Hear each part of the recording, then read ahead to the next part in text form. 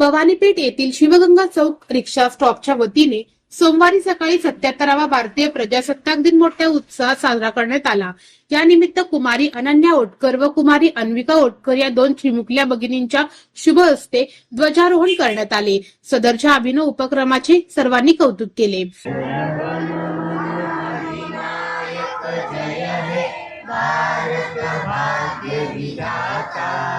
पंजाब सिंध गुजरात मराठा द्राविड उत्कल गंगा विंध्य हिमाचल यमुना गंगा उच्चल जलधि तरंगा तव शुभ नामे जागे।